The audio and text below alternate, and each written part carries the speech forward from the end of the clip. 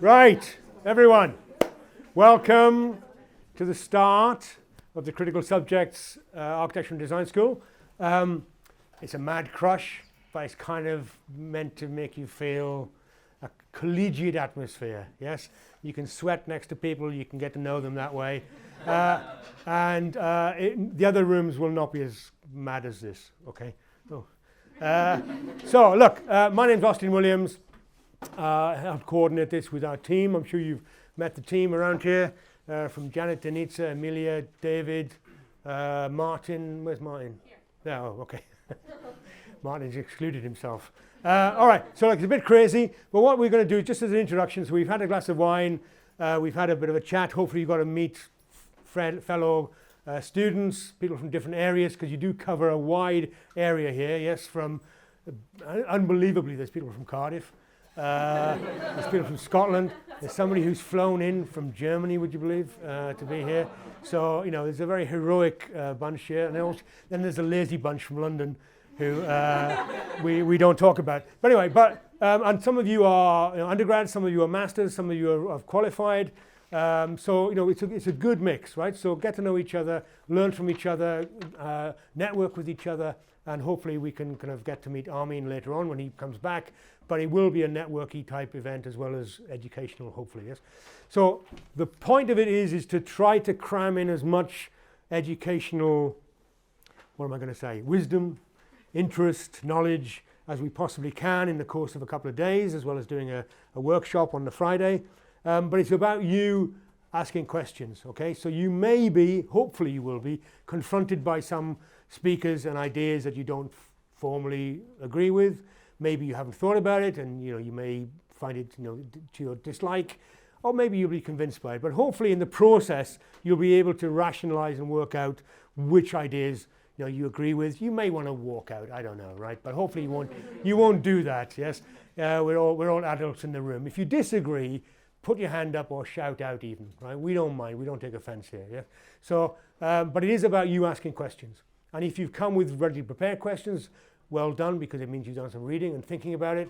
If the speaker, in this instance Alistair, says something that you really want to unpick or explain further, just say so, yes?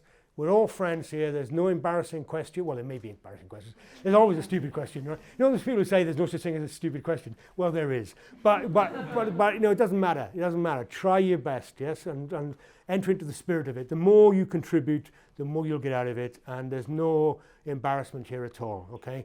For me to speak in front of you is also embarrassing, because when you unpick what I've said on camera, you realize I've not really said anything at all. But you know what I mean? But at the moment you're so engaged in it, you think I'm a genius. But no, so it's mainly that we want to try to encourage you in the next couple of days to take some information away with you, so when you go back to college, back to your workplaces, maybe you can engage with a wider community to try to spark more conversations and challenge your friends and relatives into an open conversation, okay?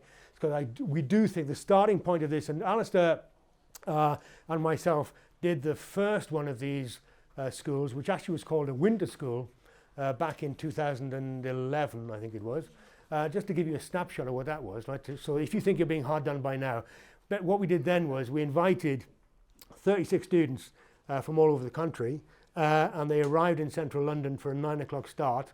We had lectures all day, pizza at 6 o'clock. We then gave the brief out at 9 o'clock at night. We worked all the way through the night, and we pinned up at 8 o'clock in the morning, right? It was just, I mean, I was dead to the wind, but I mean, it was a fantastic event, and those people still stay in touch with each other. It's like one of those, it's like, going through the baptism of fire, you stay in touch with people, right? So we wanted to be a similar event. So get to know each other, network with each other, chat to each other, do whatever you want to do with each other, but not in this room. It's too hot as it is. So Alistair was on the first gig that we did. If you go in the tote bag, there's a little manifesto that me and Alistair and a couple of other colleagues wrote together, called Man, Town, Human, Manifesto Towards a New Humanism. Again, you may disagree with it. Me and Alistair thinks it stood the test of time quite well. It's about 15 years old now. but have a read of that. So Alistair is now, having left the Future Studies project, is now working with the Academy of Ideas. He's working on this gig, Living Freedom, which is a similar type of thing, but bigger and wider, and it kind of travels around more, which is getting young people like yourselves, if you're interested in ideas and challenging ideas, to come and learn. Like they have discussions on Frederick Douglass, they have discussions on, what do they have on? Hannah Arendt. Yeah, exactly, yeah. Okay, well, on that point, I'll hand over to Alistair. I'm explaining it for himself. So that's me, Austin Williams. We'll have a cracking couple of days, right? Take it in the spirit in which is intended, which is good fun, as well as a bit of, intellectual inquiry and a bit of hard work. You've all got booklets and pens in your bag, so there's no excuse for taking notes and thinking about some questions. When you get back to the accommodation tonight, if you're together, think about what you thought of it, and and make some comments. And we will be filming tomorrow, and we will be probably on Friday, hopefully, maybe doing some vox pops, with a camera, just seeing what you think of it, right? Obviously, if you think it's terrible, we'll edit you out, right? But but we'll hopefully you'll enjoy the whole thing. So that's it from me. Let me pass you on to Alistair, who's going to do a brief presentation. Thanks, Alistair. Okay, hello everyone. Good, fun, hard work, intellectual inquiry. And that sounds like what you've got ahead of you for the next 48 hours. As Austin says, I'm Alistair Donald. I run this little initiative here, Living Freedom. Do check it out. I'll be around afterwards. I'll be back tomorrow and Friday actually as well. So if you want to ask me about that, then feel free. But it's a little summer school that happens in the summer, in July, middle of July, about freedom. So Austin has asked me to speak tonight on the title I was given was more or less Utopia Today. And you might think, why choose Utopia as a subject to open this event?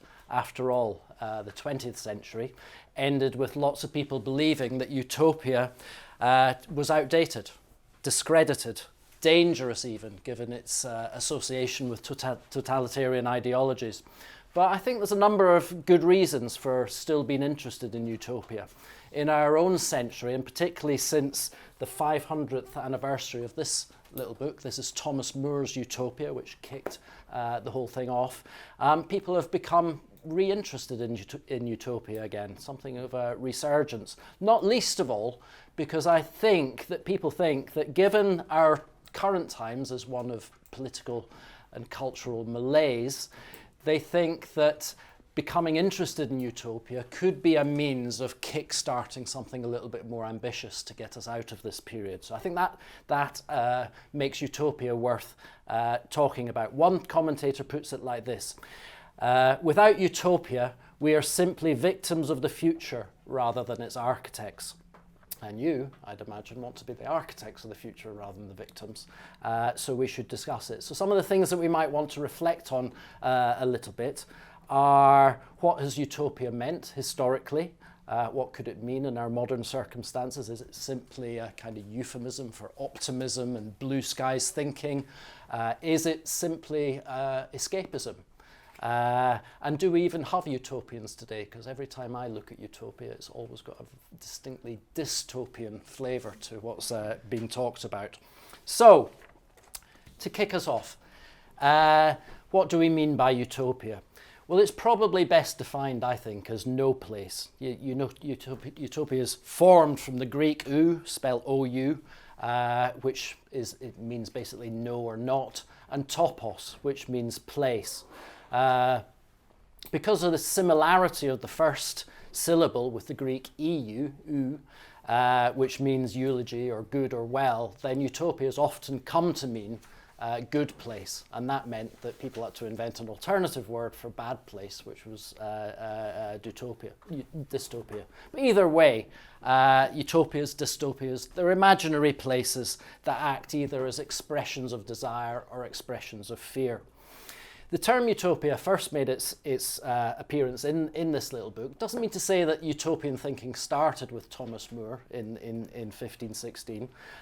You might say that Plato, for example, was part of the utopian thinking tradition. You might say even that the book of Revelations in the Bible and that kind of dystopian apocalypticism was also part of that tradition. But given that More is commonly associated with the birth of the term, then it's worth reflecting a little bit on some of the things that this little book says. It's well worth a read, actually. It was good to do this talk, to force me to get it out and to look at it again. So More, for example, he establishes the tradition of the traveller and the visitor who goes to this island place, the narrator figure who reveals the dysfunctions of the author's own society. So utopias imaginatively, I think, try to resolve the problems of the here and now by imagining a different future. Moore's narrator, Raphael Hathloday, he criticizes the impoverishment and the irrationality and the immorality of 16th century England, a land of kind of greedy landlords and evictions and beggars and thieves and mercenaries and religious strife. And Moore's Utopia, like many others that were to follow, imagines the removal of some of the bonds and some of the constraints that tie people down. They could be kings or corrupt landlords or early capitalism in his case. So utopias are really places where human passions become channeled a bit more productively. And as the 19th century utopian William Morris put it, life could feel very different. Utopias were less political programs in the sense of blueprints, less that than more kind of tantalizing glimpses of the pleasures that future societies could hold. And they often outlined the textures and the feel of the new life, the family, or the way that people bring up children, new forms of education, new technologies, and reductions in work, figuring quite a lot of them, meaning that increased leisure time, increased time for the pleasures of life. So in other words, utopias of modern times, they increasingly exhibited a sense that humanity could create a better world, that society could progress, we could reach more enlightened times. But we need to be a little bit careful here, because utopias have always been distinctly a very mixed bag of brilliant future possibilities, but also completely cranky and sometimes completely reactionary ideas as well. And that's very evident in More, I'd suggest. More looked very positively on the case for equality and social justice, but during a period of religious strife, he raises the possibility of a world that can be religiously tolerant, but he also envisaged a world where adultery is to be punished, that you need a permit just simply to travel places, where slavery continues to exist. And perhaps it's not surprising. I mean, he was a guy that went on under Henry VIII to become a bit of a heresy hunter himself, to be honest. So it's not surprising that he had some of these ideas. But his utopia also embraces things like euthanasia. And later utopias advocated things like eugenics. For example, H.G. Wells, if anybody's ever read The Modern Utopia, it's kind of all about a rule of a master elite and the elimination of weak and feeble folk. So kind of not particularly nice vision of the future. As I say, distinctly mixed bag. Their plans contain sheer crankiness alongside brilliant foresight. Their leap into the unknown incorporated some fairly mad ideas with the potential very much to go astray and certainly to be detrimental to human freedom. And this became much more of a problem in the 18th and 19th centuries, because around that time you've had the social revolutions in France and America. We've been through the scientific revolution, we've been through the industrial revolution, and all these advances in ideas, both socially and scientifically, have occurred.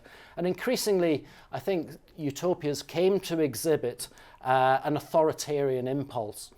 They were less reliant on God less reliant on being created by the people themselves, and instead they became fueled by a kind of scientific thinking and a technocratic style of envisaging the future and realizing that future as well. So Utopia shifted from being set on the remote island that Moore has to very much being located in the future, and that's when the kind of blueprints start to come in as to how you get to that future, and often to be realized, as in Wells' Utopia, on a very massive scale. H.G. Wells was a world state that he was after, not just kind of tinkering around in a little island somewhere. Wells, he just to quote him, he says, "The large intricacy of utopian organization demands a more powerful and efficient method of control than elections can give." And he suggests that we need a world controlled by what he calls the samurai. A voluntary nobility is his idea of how things should be controlled. The view that an elite knows best and that societies must fit with their vision is, something that you can still see very much today if you look at the kind of utopians associated with big tech and Silicon Valley, for example, where we need to fit into their ideas. So, that's a kind of very potted history of some of the history of utopia. But to turn to the question of more or less utopia today, could a revival, as is thought, of utopian thinking be a means to offset our contemporary malaise? Well, looking at utopia today, I think you can identify three trends in current utopian thinking, and I'm just going to mention them briefly. I'm going to talk about everyday utopias, escapist utopias, and the dystopias that I mentioned at the start. So to start with everyday utopias, which is a term that I've taken from the academic and writer Davina Cooper. Cooper's utopias include nudist colonies, local trading schemes, schools where children don't have lessons, casual sex bathhouses, and equal governance bureaus. You excited by that, though? No.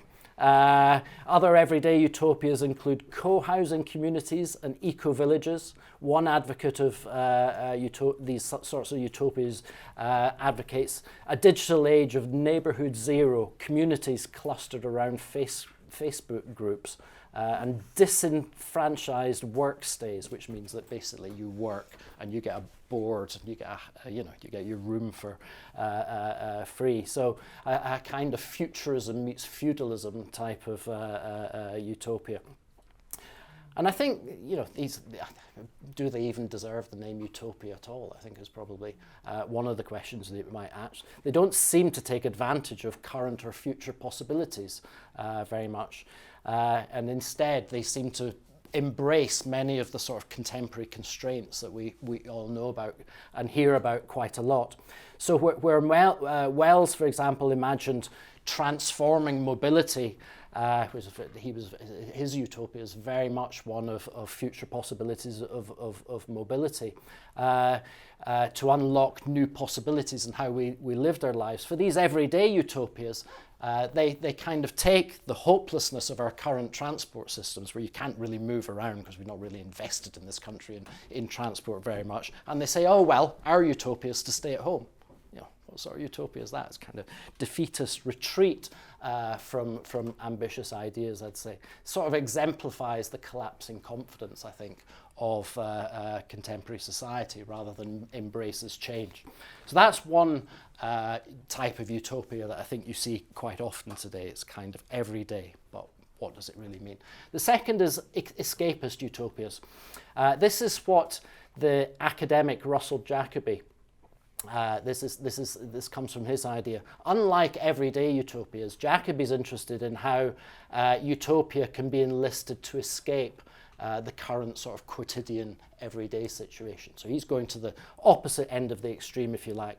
And by contrast with the everyday utopias, which embrace the sort of contemporary constraints that I've talked about, escapist utopias, to me, they seem to seek a refuge away from contemporary society. They avoid challenging the current constraints all the time. They just seek to go off somewhere else and avoid some of the present problems. Friedrich Engels, if anybody has ever heard of him. He famously criticised utopian thinking because it avoided the challenge of practical politics. He argued that to realise socialism required locating the resolution to social problems in the real movements of history.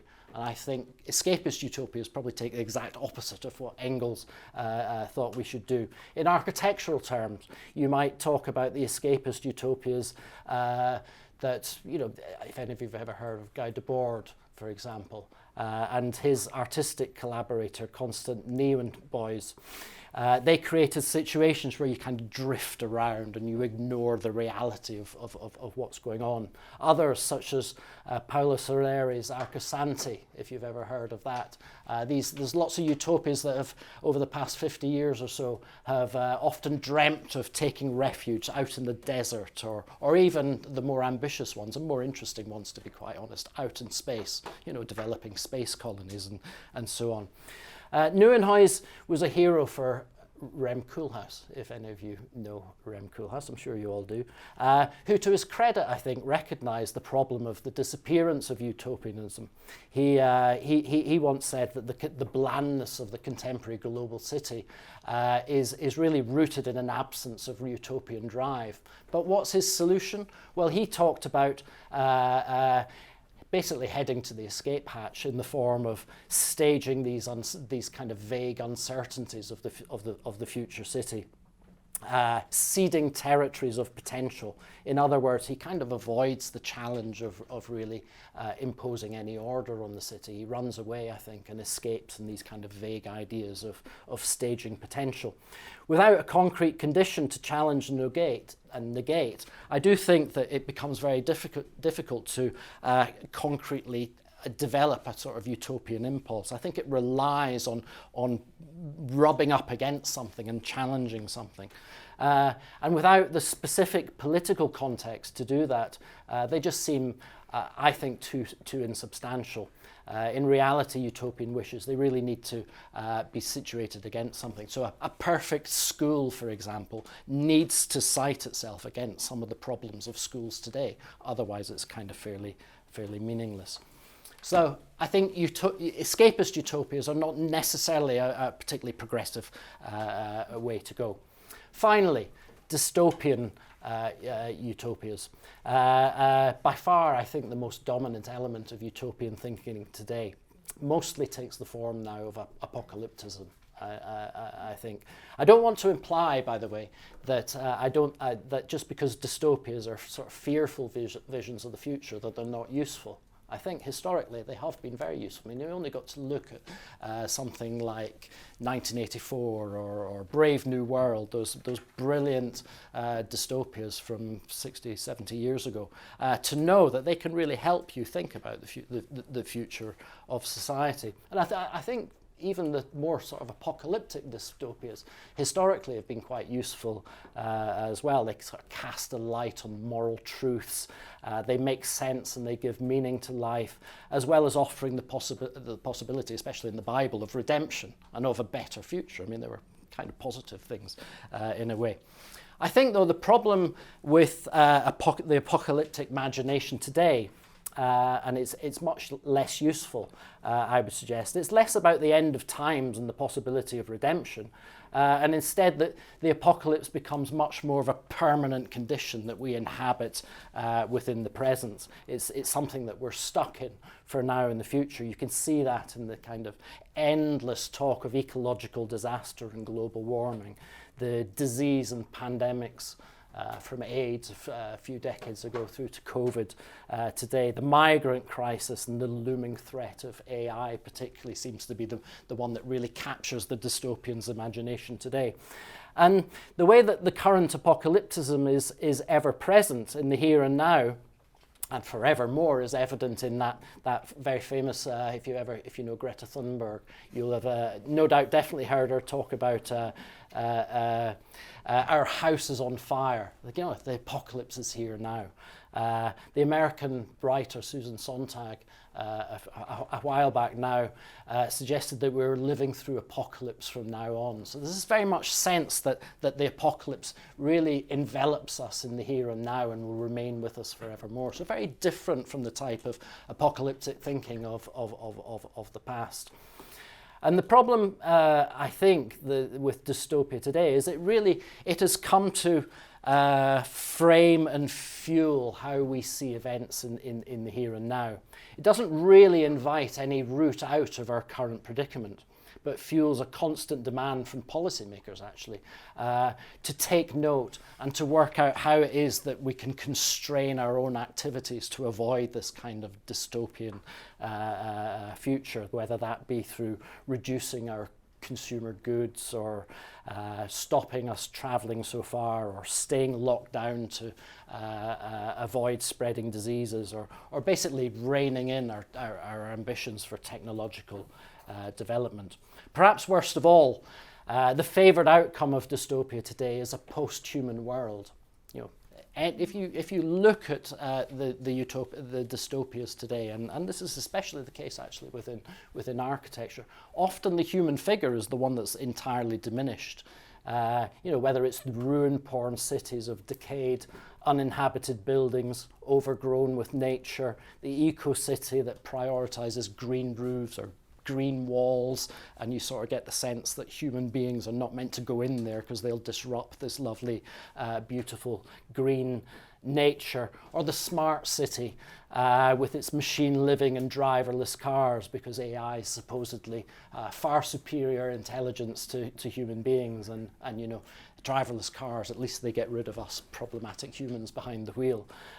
So I think that's one of the real problems just now with dystopian thinking, is that the human figure, humanity, which was always in utopian thinking in the past, the very thing that you wanted to arm to do something better, to change the world in order that human beings could realize better possibilities. We've come to believe that humanity is much more now the problem, and so he gets sidelined and written out of the future. Some see this as radical. I think it's probably better seen as entirely mainstream now. It's everywhere. And it's really a reflection of as much of political elites and their ongoing paranoia. I mean, that's the way that it strikes me. It's absolutely nothing radical at all about that sort of dystopia. So, just to conclude, if, as I've said, the kind of litany of everyday escapist or apocalyptic utopias are of little use to us, how should we proceed? I think here we need to go back actually to the title of the talk, more or less, because it does seem to me that in a quite a dismaying way that today society in general, and architecture and urbanism in particular, I'd argue, have swallowed the myth that humanity has come too far.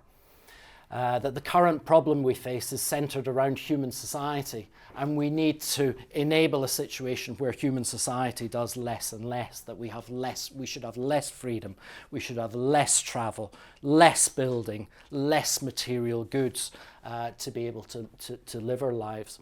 So, as a radical alternative to that, I think we should ditch the obsession with less, and we should think about how we get more. Because more is a much better thing to think about, really. Sure, the old Buckminster Fuller adage of doing more with less is no bad thing if you're thinking about it from an efficiency point of view, fine. But working out how humanity can do more in today's world, I would argue, represents something very positive that you as architects and urbanists should really be thinking about and trying to incorporate in your ideas about architecture and urbanism. Unlock new possibilities, demand and provide for more, not less. See, go on, give me a round of applause.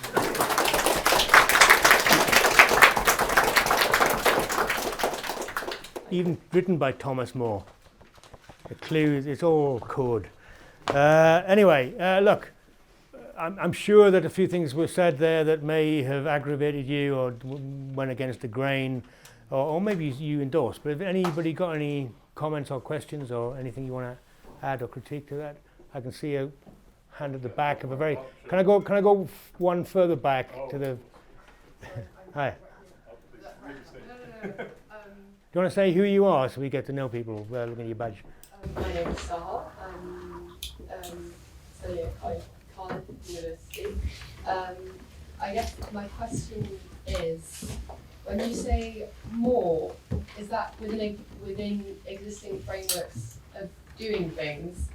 Because I guess I would agree with the more, but I think one of the issues is, I guess being able to think of different possibilities and ways of doing is in itself an issue, especially with young people. They're sort of, you don't think about possibilities until someone's like, this is a possibility, and then it's the switch of, oh yeah. But within existing capitalist frameworks, I don't know how beneficial more would be. All right, good. I'll take a couple of questions if that's all right. Alistair has the brain power to hold a few things in his head at the same time. You, sir. Well, I guess maybe the first question first. Is that Thomas More book? Is that a sketch of the Tower of Babel that's Yeah. That's actually quite interesting because at least from reading that I've been doing currently at the University of Dundee, reading Manfredo Teferi, the architecture critic, he would argue that, well, utopia, that's just a literary concept. That's just a literary device. It's not a design tool. And I do apologize, I might take us away a bit from architecture because this is psychoanalyst territory, but it would also be a case of there's an inherent loathing within people. And so you create this great utopia, you remove the problem, great, everyone's got their 15-minute city, they've got equal roofs, they're happy, they're fed, but the target of loathing will move to something. It's like there's always a target of loathing.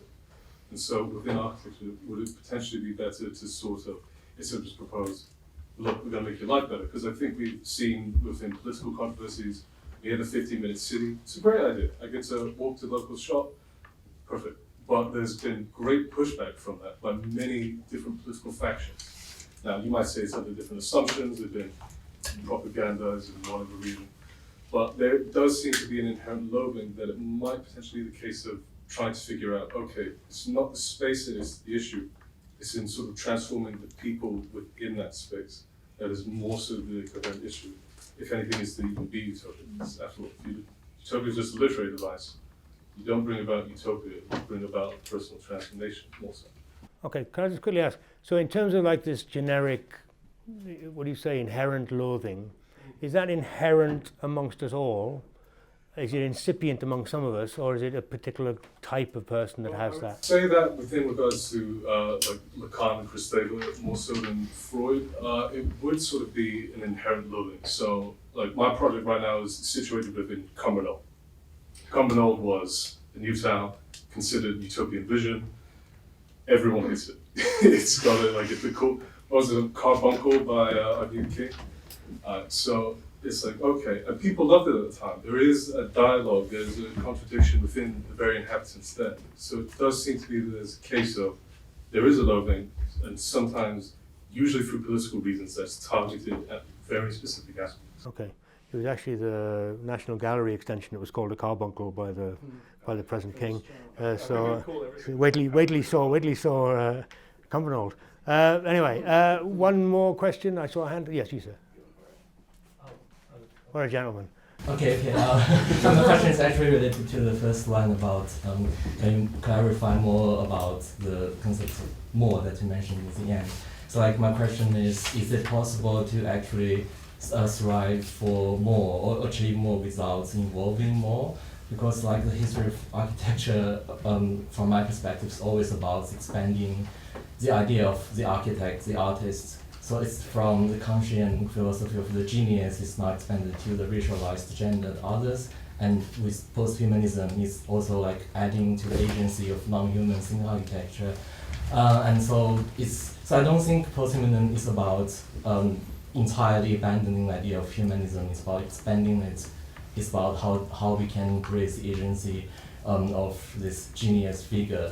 And so with that, also like when you mentioned like the decayed cities, and some would argue like Gilles Clément's like the decaying landscape, the third landscape is always a collaboration between the human and the other human. It's never about excluding or putting humans aside. So I feel like when talking about achieving more, is it actually possible to do it still with this centralized human figure alone?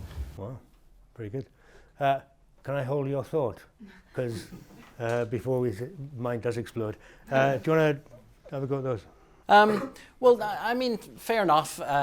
Can you have more within a capitalistic framework? I mean, capitalism doesn't work particularly well just now. You might think that that imposes a set of limits.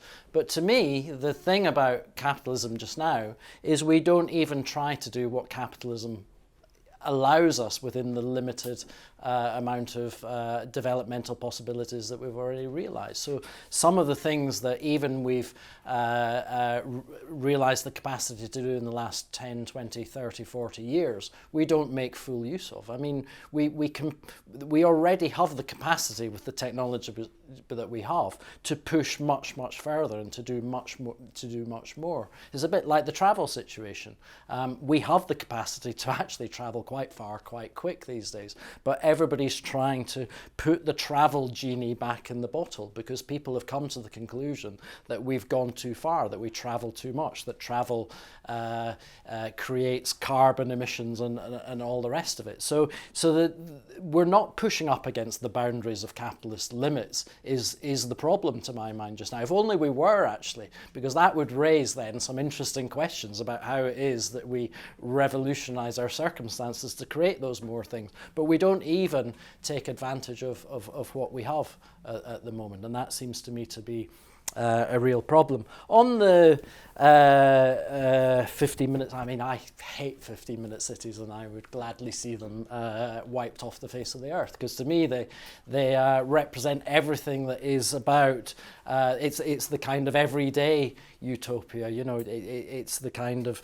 admission that we seem to have that doing things is too much of a problem, and we've got to rein our ambitions in and be treated as if we can't be trusted to drive 20 minutes to the supermarket or half an hour to work, or what's wrong with living in Aberdeen and flying to work in London every day? I mean, those were the sorts of imaginative travel possibilities that people were thinking about in the 60s. I mean, you had things like walking cities. They weren't cities that you walked around, they were cities that got up and moved, and so on and so forth. So in that respect, I think we're not nearly ambitious enough. That we've stepped back from trying to realize some of these things, which I think is whether you do it as part of a kind of utopian project to imagine things, or whether you sit in a lab and try and innovate and develop the engineering possibilities to do things. I don't really care,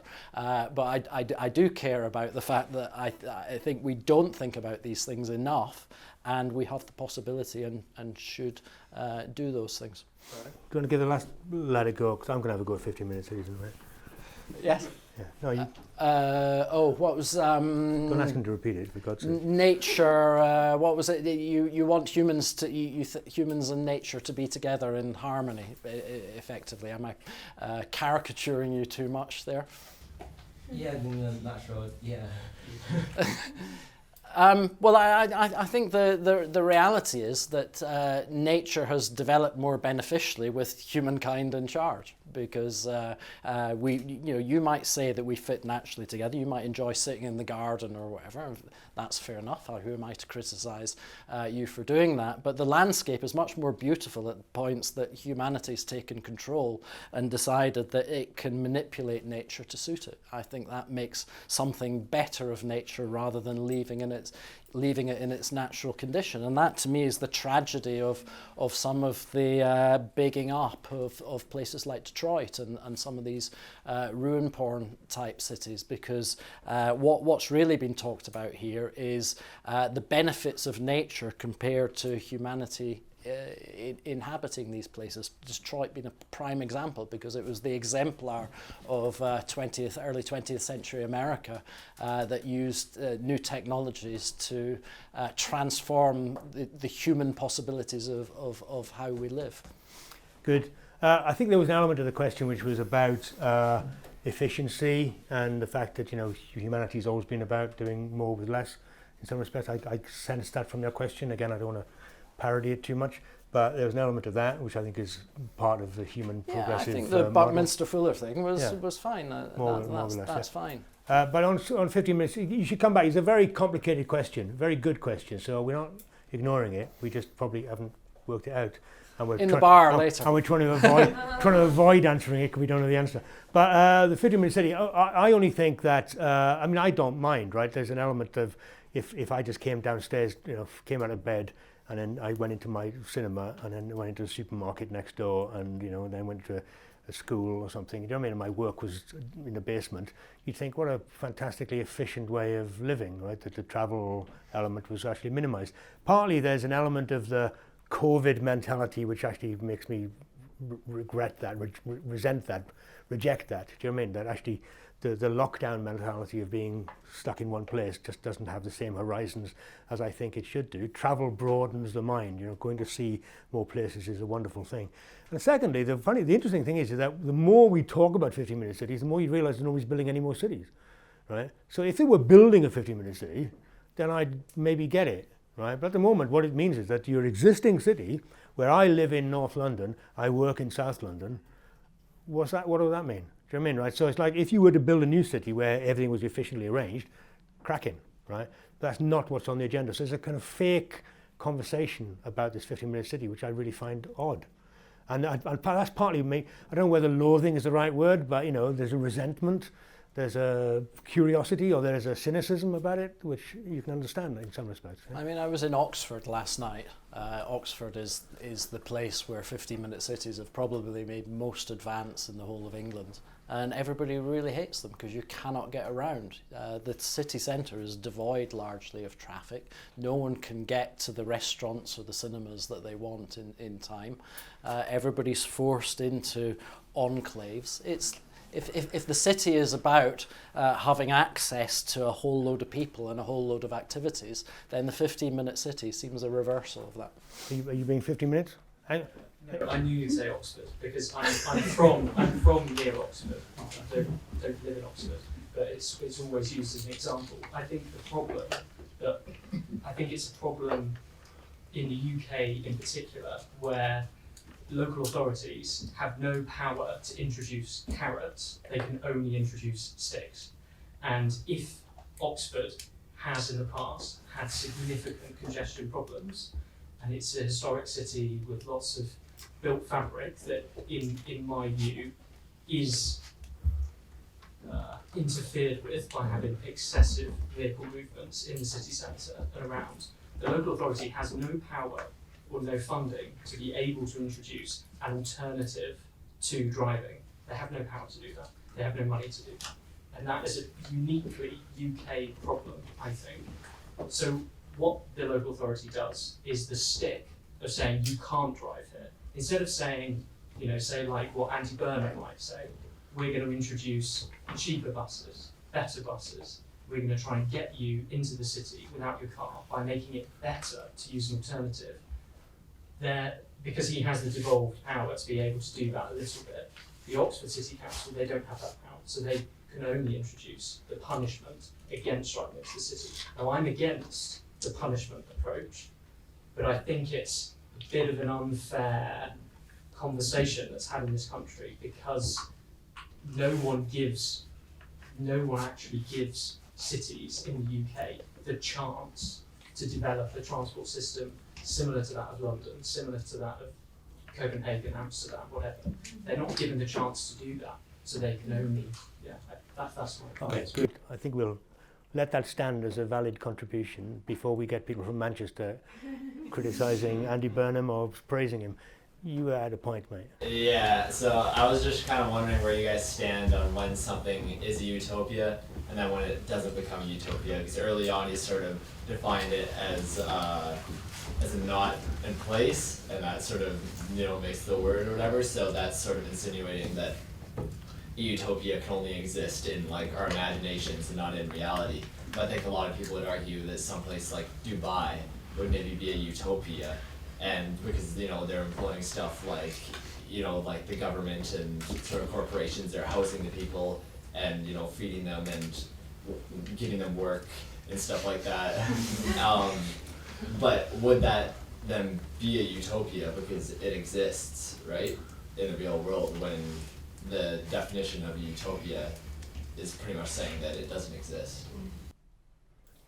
You going to chip in? Just going to add to that, I think, this is open, but can a perfect utopia exist? Probably not, but I think, I'm not sure maybe it was Lewis Mumford, but it was in the striving towards utopia and trying to make things better, that's where the value lies, and I don't think anything could ever be perfect, but yeah, just wanted to maybe think about that. Very good. Oh, well, we'll take a few. You and it's like for that. I think utopia is more of an evolving concept because obviously, I don't remember the name. Mo's book has a version of his utopia, which by his time standards was utopian, or it was very imaginative, but not by our current present standards. Whereas like while Dubai could be considered a utopia by some people for now, people living in Dubai may not consider it a utopia. Again, utopia is a very perspective-driven concept, and that concept will also keep evolving as the views and cultures and perspectives and customs of that time evolve. So what we consider utopia today will not be considered a utopia, say, 100 years in the future. They will have a completely different idea of what their utopia is. Okay. It does beg the question if anything means anything, though. Do we have to claim it for now, and then in 100 years' time we'll see what happens? But at the moment we have to have some clarity. But I take your point. I take you and then yourself. Yeah. So I just had some musings about the idea of future possibilities. I guess my question, not to you, but I guess a question would be, is the future grim because we won't be there, and death is inevitable, and so I'm going keep your body going. Keep your body going. Because I guess thinking almost esoterically or theoretically, I guess it's either we live for here and now, or we kind of retrospectively live for future generations when we're gone. Like looking it back, we'll have left a legacy of something. And I think architecture is like the way we design is becoming more and more almost plastic and very superficial about let's kind of exterminate and clean up this idea of aging, this idea of death, something that we just can't reckon with. And rather than dealing with that, we are, the fact that if we look at this brick, it's like ruinous and aging and taking on external effects and things like that. I think the architecture of happiness, Alain de Botton goes into some of that. It's kind of one of those books, but yeah. And then it even affects the way we look at society is kind of very much like this plastic, pristine idea, like we preempt everything as a photograph, a 2D image, where we don't investigate, we don't go into the decay, the aging, the Why are you looking at me? haptic stuff. Why are you looking at me when you say that? No, but I think your point's well made, right? But it's interesting. I've only kind of come to, this is a bit pretentious, right? Come to Greek philosophy. Some of you may already be into it, right? But I've only come to it fairly late in life. And you do take a look at then, like hedonism and pragmatism. There's all these kind of isms around which kind of conflate with what you just said. Right? Do you live a happy life? Get on with it, and the future will take care of itself. Pragmatism, let's do whatever works for the moment, and we'll do tomorrow what works tomorrow. It's a very kind of Chinese model of social organization. So there's kind of ways and ways and ways of people trying to organize how they think about the future and their relationship to it. Some people want to frame it and make it. Other people want to fatalistically say whatever happens it will be. Yeah, and a more religious kind of concept. So all I'm saying is that in this conversation, there's too much to kind of resolve. But I think that there's a lot to read and think about as to where you sit on this stuff, as to whether you do want to be in a position which is what Alistair I think was talking about. The idea about humanism is where humans can shape future societies. Yes, whether that's through ideas, whether that's through practical actions, or whatever it might be, or do we allow nature, in its global sense, the environment, the outside world, to shape us. And there's that fantastic, that old Winston Churchill kind of, I'm sure you've all heard it before, yeah? But that idea about who is in charge of that process. Is it a dialectical relationship? Is one taking primacy over the other one? That's what we have to try to resolve. Sorry, that was me waffling on. Take one from you and I'll come back to you, Alistair. Yeah, no, just to add to what Dylan said about Dubai and how that's conceived, I think another controversial topic that we were discussing, I think, is the line in Saudi Arabia. Yes. And I think the approach to that, and I think the whole conversation of utopia actually being imaginative in one sense, that kind of breaks all that, I think, with the approach. And I think all architects as well, big architects taking part in that. Are you a fan? Hands up who likes the line. Hey! I don't dislike it. I want to see where it's going. And Yeah, I wouldn't want to live there. yeah. It's like the 15-minute city maybe we were talking about, right? So is the next critical subject happening there? Yeah. I'll see you there next year. Hands up those people who hate it or dislike it. Architecturally or socially, or how does that play? Socially. Socially. Both. Yeah. Both? Okay. Just Oh. what's the point? Just Yeah, say- exactly. Yeah. That's Does there have to be a point? Yeah. Yes. Building a city? They're building it. There has to be a point. Yeah. They're building a city. Yeah, just because very they avoid elitist. glazing in I just feel that Okay, there is enough okay. information yet on how it will function to Thank make you. a judgment. Thank you very much. There you go. Yes, exactly. Be quiet, everybody. That's what she said. So. No, I mean, tomorrow night in the Global Futures discussion, we will have somebody from Zaha Hadid who's working on their tower in Neom, and also he'll talk about the line, and it will be defended to the hilt. You can don't have a go at me, right? I would just love to be involved in it. But no, it's funny how there are so many architects involved. I mean, I genuinely, probably until last year, I never believed it was going to happen. I just thought it was a fake thing, fake news, as Donald Trump might say. You know? I thought it was just made up, right? But actually it seems to be kind of carrying on apace. It's fascinating. Anyway, sorry. That's that part of the world. I mean, Will Alsop a few years ago had this idea of building a city from Liverpool to Hull right along the M62. This is Britain. That city on the side of our road never ever got off the ground. And I guess that's what your point about the striving, Mumford, and the idea of striving towards it. I mean, I think that is important because it does seem to me that we don't strive enough to don't have the ambitions enough to be able to do these things. I mean, I don't really mind whether you think of Dubai as a kind of utopian project or a visionary project. It sort of comes out of a master plan from 30 or 40 years ago, I think, rather than a utopian vision. So strictly speaking, I don't really think it is. But you can go back and look at all these things that went on in the 20th century was, Le Corbusier's plans utopian.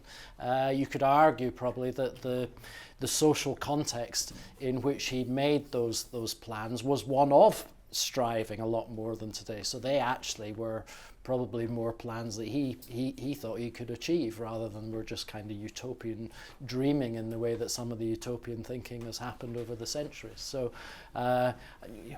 utopianism or master planning, I'd have both, but just as long as it's got the striving and the ambition to be able to realise these things, which, as I said, with the Will Alsop plan, which was, to my mind, eminently reasonable. The motorway already existed, so you just needed to get your act together to build the city along that 60 to however many miles it is, 80-mile stretch or whatever, and you could have had a fantastic intervention in the north of England. We don't seem to have that ambition in this country because we've retreated from it, and I think that's the thing. I do think the idea is that Alice not giving you a blueprint that's what we should do, which is build houses along the motorway for 80 miles. But, it was a kind of a visionary thought experiment, which doesn't seem to exist that much today. You can correct me if I'm wrong. But I'll take one more round of comments and questions if you have any more, and then we'll have another drink and we'll see what's what. Isa. So for this kind of like visionary project, like when it was driving towards like a utopian vision, but then when it got built within like maybe 10 years, 20 years time, the definition of the utopian vision changes. So does it become just like a record of what utopian was thought to be, or was it like it doesn't really go back to how it was designed to be a so-called utopia, and it's just like a record of what the people in the past thinks? Fair question. It's funny, when you read about architecture involved in designing huge cultural centres, museums, they normally take 10 years to get off the ground and 10 years to build. So you're talking your 20th time, by which time, technological 3D, fantastic, technological museums have been invented, and you've designed a museum for a pot, on a pedestal. You know what I mean, right? You're kind of left behind by history. So I get your point, and there's a broader point about the philosophy behind these ideas. Any final additions? I'll take you, madam. Yeah, just a thought about what he said about the carrots in Oxford. I think there's something to it, because there's many ideas. They are much more about coercion. How do I stop people from doing this thing that I don't like for some reason, in opposition to imagine if we could, or how do we do this idea? How do we take people from all the people to fly from one city to the other? There is one kind of idea in the direction of utopia that goes to coercion, and there can be another that goes in the direction of autonomy. How do I expand the freedom? How I expand the ability of people to do things without permission, and also without imposing violence to convince others to do the same. So Very good. I wish I'd said that. I guess in a way my point is very similar. I question the point of utopias when we should really be trusting those around us that they all want improvement. Why should we control what's improved when surely everyone wants to make things better? Shouldn't everyone just be going for it anyway? How would you classify better in that sense? Whatever they desire. I trust the people around me to want better for one another. And I trust that if everyone made the right decision, something would happen. And then if it's the wrong decision, others would say it's wrong. Very good, very good. Can't argue that. You and I'll come back to you. Yeah, please. But then, who's to define what is better? Because everyone has a difference in opinion. And what you said before, at the start of the conflicts that we've had with the utopia in the past has been because one person has defined what they want for the future, and then that one person has controlled that nation, and it's just ended up in disaster. So everyone's got a difference in opinion. Every society believes they know what's best for their people. So how can we have a utopia if everyone in the world is in disagreement with each other? Look what's happening right now. We're in war with each other. And how can you define a utopia if no one agrees? Yeah. Stick down your pipe. Oh, look, everyone's bloody started. I mean, we've all got visions for the future. However, have we? Maybe just to remember how subjective opinion becomes a utopian, or how we classify. What's the difference between an opinion and utopian? How is different, maybe? Just general. But it is Mayor. I just read in the paper. The Mayor Hidalgo in Paris just implemented the ban on SUVs in central Paris. They had a democratic vote to decide what the generally termed majority decision would be, and central Parisians were allowed to have the vote, 1.3 million people, and it was 55 for banning SUVs and 45 for not banning, and it was a 5.5% turnout. 5.5% turnout. So, begs the question really as to whether that's the model of democratic engagement. Maybe it doesn't matter. No, I agree with that. Maybe it is better. Go on. I was going to say kind of some points that were raised at the front. So I guess it comes down to, I would just think of it in terms of just what intention versus outcome. Are people looking at the morality of the action itself, or the outcome, the ontology versus how utilitarian life? Is it going to benefit the most amount of people, or is the action in itself right or wrong, or how does that point to how we create that sort of vision of a utopia? Are we doing it because it's morally right or wrong, or is it, regardless of whether it's right or wrong, it's going to benefit the most amount of people? I think obviously that governs how like ethics and standards work. But I guess I think that when it comes to utopias, the idea of just doing something for the sake of looking good, or virtue signaling as it were, then you kind of question the intention of it. I think, I'm trying to make a point, but I don't know what. So that's fine. Yeah. You're raising a philosophical question. It's all right. I'll come to you in a minute. You, sir. Yeah, it's interesting because I was just thinking about those who have put forward utopian ideals and ideas. I think it's a situation where we actually embrace the polar opposites. We embrace the tension, and actually it kind of poses a challenge whereby we can actually maybe push against that tension and change the tide, and actually being a lot more bolder and actually saying, okay, maybe in certain situations, certain people, they may have got their utopian vision wrong, but they actually tried to make some attempt of creating a better unified vision. Of course, not in maybe the right way that people expected, but I think if we were to take that on board and recognize, okay, if we believe within our microclimate, within our environments and spheres of influence, if we can have this unified vision and actually channel something or get something out there that would, in our opinion, in our understanding, would make the world a better place through our designs and interventions, then that could be the start, almost this kind of bottom-up approach. So that's kind of mine. That's almost like a rallying speech. That was very good. Letitia, you have a final point? No, it was just because No, the question but of what's right and wrong is coming up a lot. Yeah. However, it's just like, how do you decide as a society what's right? Because social norms are like a social construct. Every day they're changing. If you look back to what was right 50 years ago, is no longer the case. So how can you be a unified society if we don't even have an idea of what's right or wrong? Because what we dictate every day in our lives, for example, stealing is wrong.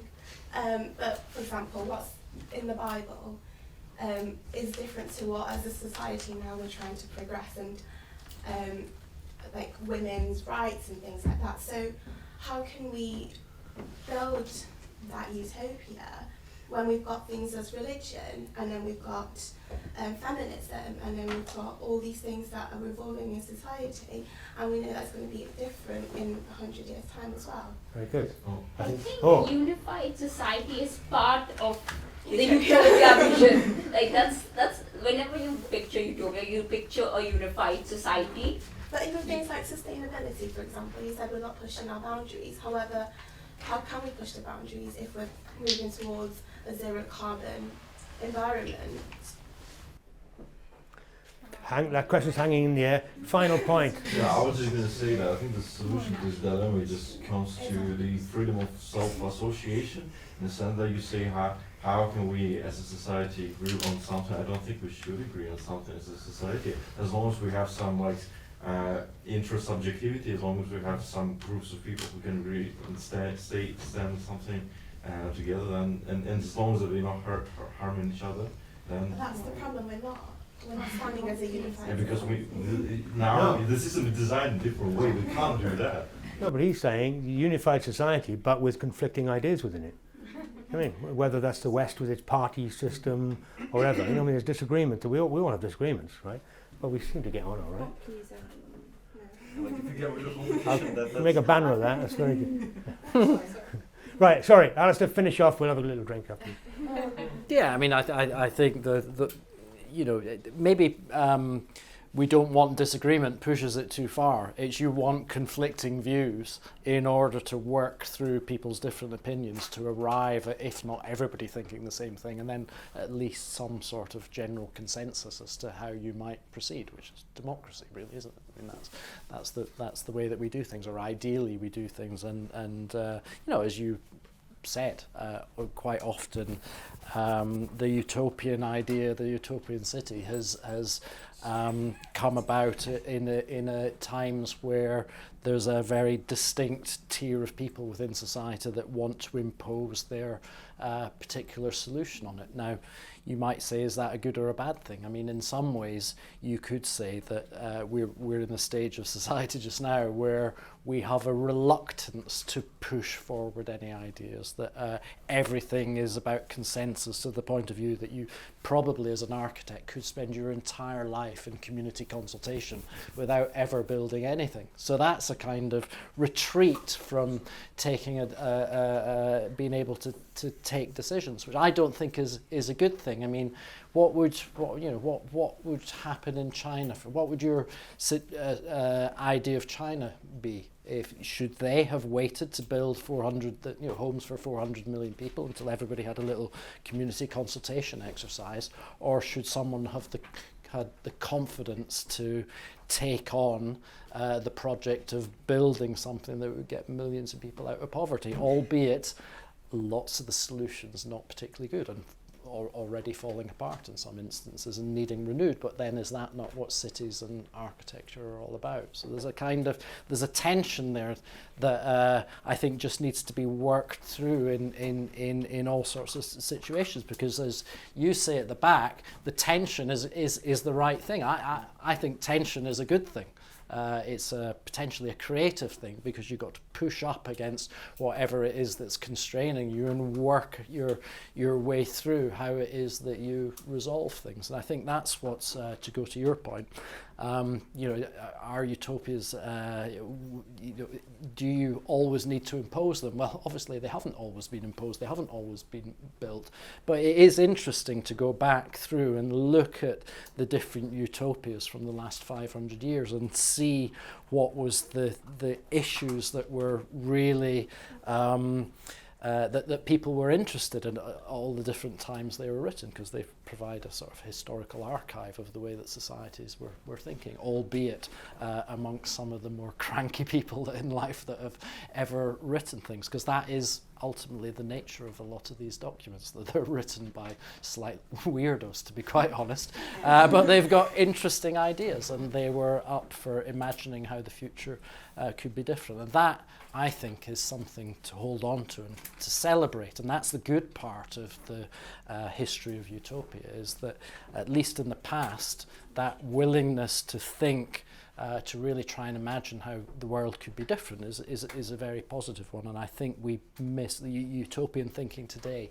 misses that. That's what the escapism and the kind of everyday nature and the dystopia that I talked about is. It's a kind of missing of that fundamental willingness to grapple with how we can change the future.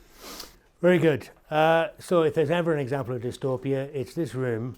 There's too many people in it at 500 degrees centigrade. So apologies for the environment, but give Alistair a round of applause if he would.